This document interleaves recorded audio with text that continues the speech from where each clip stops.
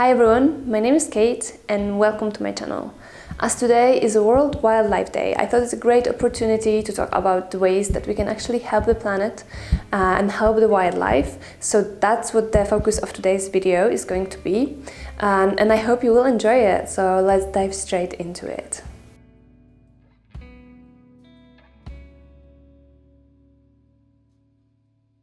First, the most impactful thing that every single one of us can do is to go vegan. Basically, by going vegan, you're helping animals that are slaughtered for food and also animals that are in the wild. The animal agriculture has a horrible impact on our planet. The waste from farms and slaughterhouses go straight into the rivers. They very often have no proper filtration systems, and everything just goes to wildlife, and it creates a lot of ocean dead zones. It creates a lot of pollution in our rivers and is very bad for our planet. And all the recent fires that happened in rainforests are caused directly by animal agriculture. The forests are being burned on purpose in order to free some space up to grow more feed for animals and raise more animals than to be slaughtered for our food. And that, for me, is ridiculous. We're destroying the planet in order to have a sandwich. We're destroying lives of animals in order to have a sandwich. And we're destroying our health in order to have a sandwich, which I think is very ridiculous and it should stop as soon as possible. And I also think it's very important to mention recent bushfires in Australia that are caused directly by climate change, which is fueled by animal agriculture as well, in a huge percent. There's so many aspects to how harmful animal agriculture is to the environment, and I will link some resources down below, as well as some documentaries for you to have a look at.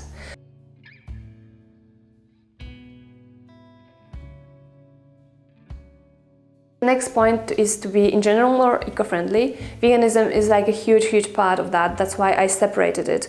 But then there are some other things that can be made, and I don't think that it's possible to make every single one of them. But as much as you can do, it's great. So for example, reducing your plastic consumption, reducing your paper as well, because obviously trees. Another thing that came to my mind that I think is quite important is to have a look if there are any cosmetics that you can replace and make them more eco-friendly. Because the conventional ones that you buy from the store contains a lot of bad chemicals that then go down the drain and pollute our environment. So have a look if you can replace your shampoo with some more natural, vegan and eco-friendly option. Same for soap, shower gel, whatever else you're using. So another point that takes us to is the laundry. So if you can replace your conventional detergent with some more natural and eco-friendly options, that's perfect. Also get yourself one of those bags that stop microplastics from getting into the oceans.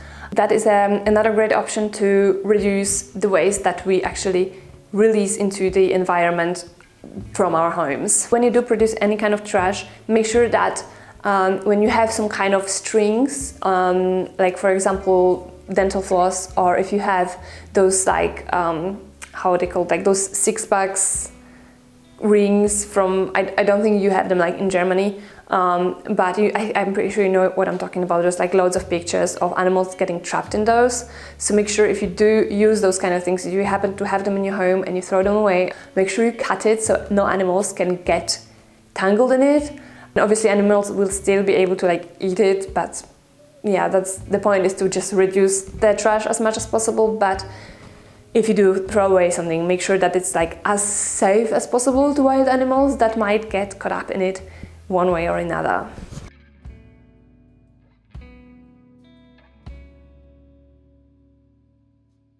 Okay, so now we talked about what we can do to reduce the trash and reduce our environmental footprint in our home, in our everyday lives. And now I wanted to talk about how we can actually actively restore the habitat. And obviously stuff like donations are pretty obvious, right? You can donate to organizations that participate in reforesting, in helping wildlife, in rescuing animals, which is great, but obviously you need money for that. So if you don't have it, there are a few things you can do that actually help without much effort.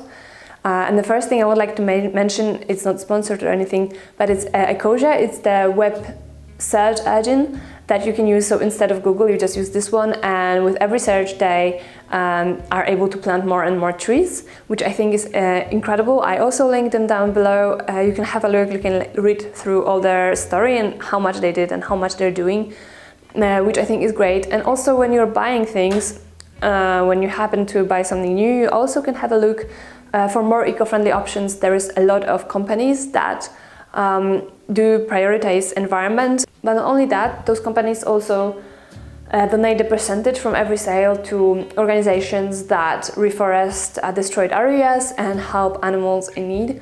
So I think that's also a great way to choose like the most sustainable companies if you do have to buy something new over the ones that are not as sustainable.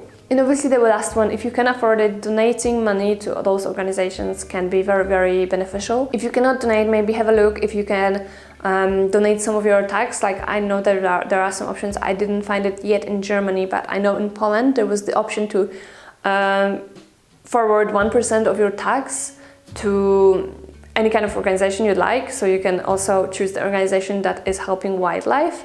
Obviously you can donate money, you can ask maybe family and friends as a birthday gift or a Christmas gift to basically donate money in your name, or to plant a tree in your name, or maybe adopt a wild animal that is in the sanctuary in your name. And obviously there's so many other things that can be done to help wildlife and help the planet. And also I have way more videos about eco-friendly living coming up. So make sure you subscribe to my channel and click the notification button if you don't want to miss any of them.